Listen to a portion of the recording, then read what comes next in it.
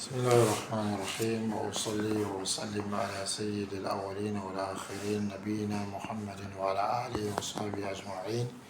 إخوتنا الكرام وأخواتنا الكريمات، نواصل درسنا مع كتاب حوار مع موجز الاحتفال بالمولد النبوي صلى الله عليه وسلم، واليوم مع المسألة 12، شبهات مجوز الاحتفال بمولد النبي صلى الله عليه وسلم.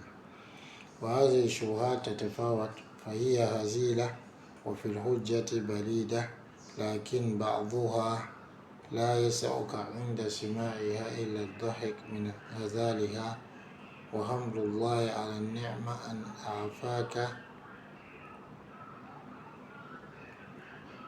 عافاك الله منها، وهي تتفاوت في هذا.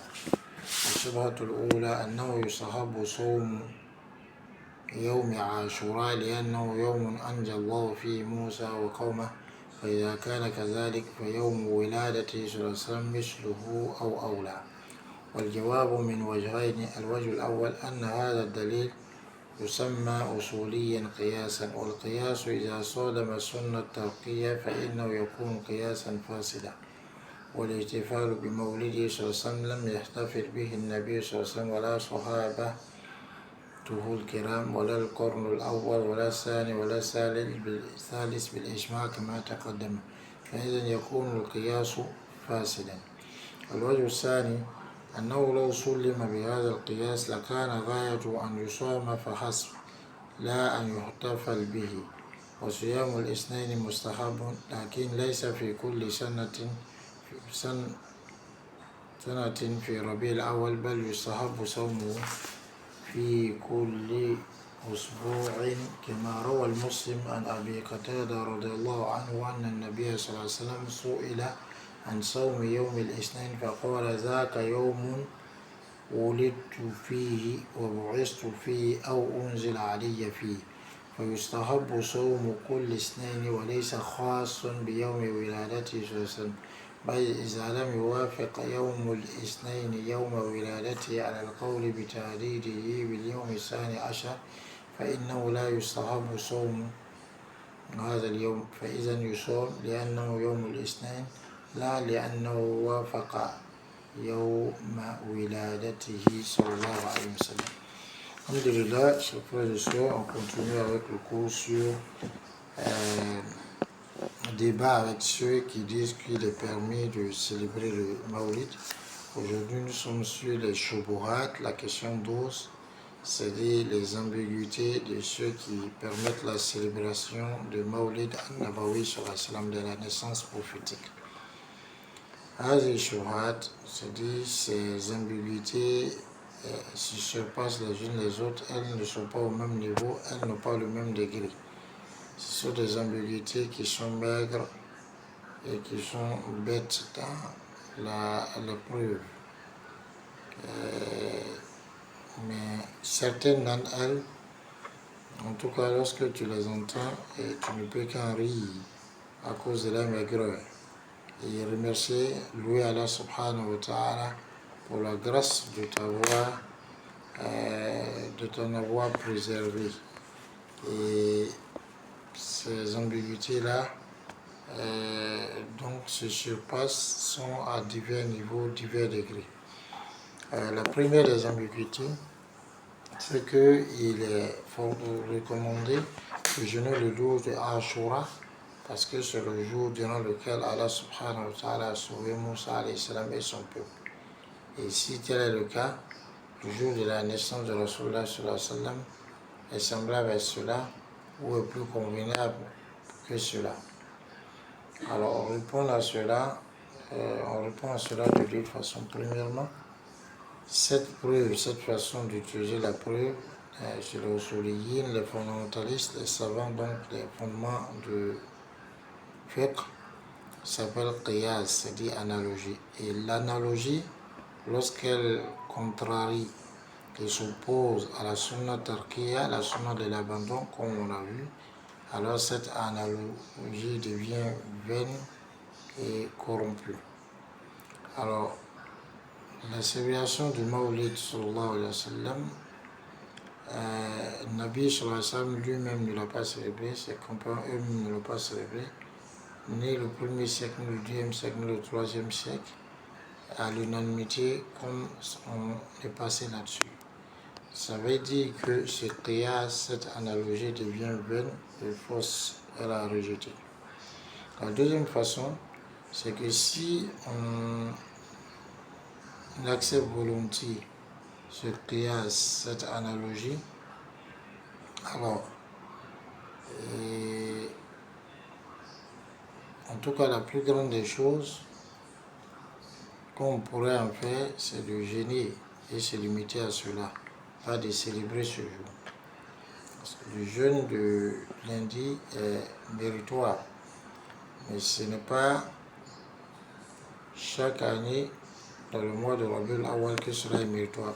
Ce jeûne est méritoire dans chaque semaine.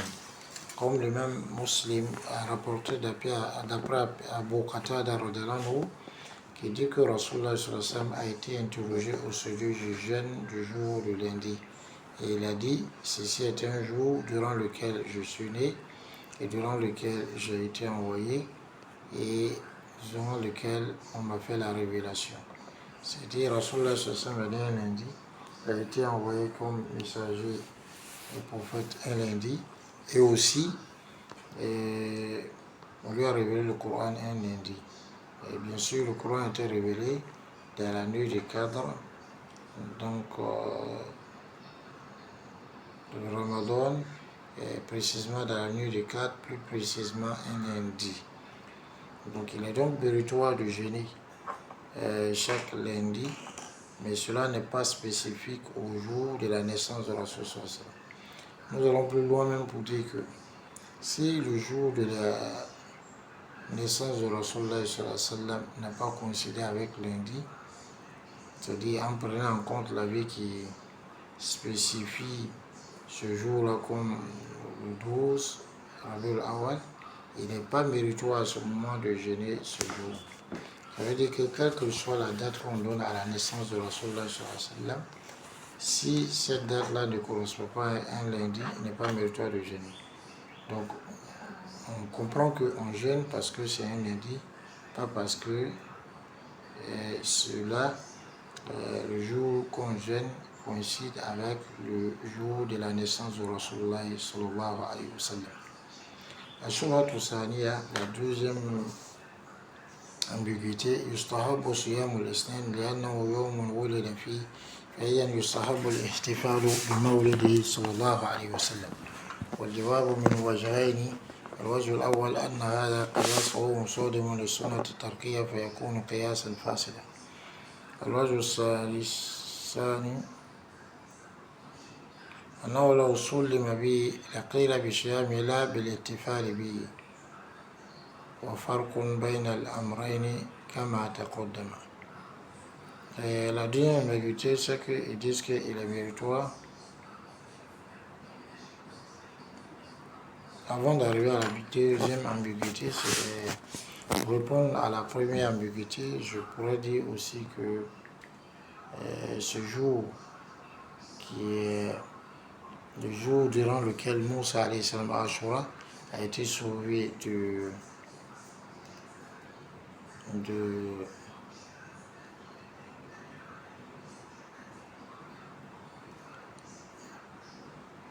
Moussa et son peuple ont été sauvés de Pharaon, c'est Allah et Rasul qui nous a ordonné de jeûner.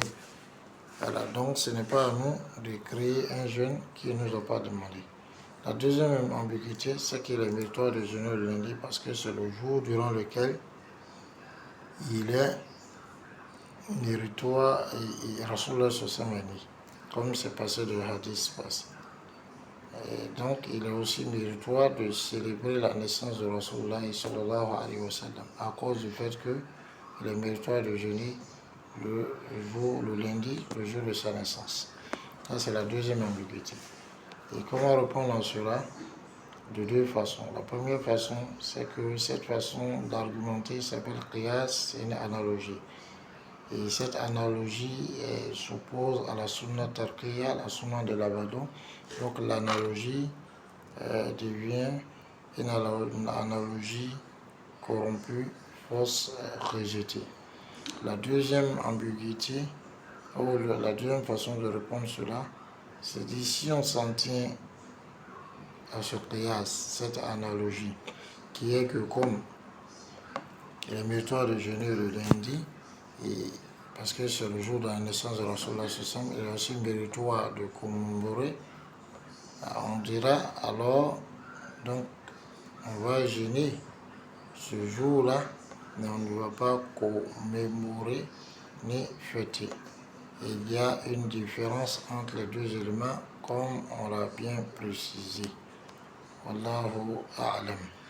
Donc on va voir d'autres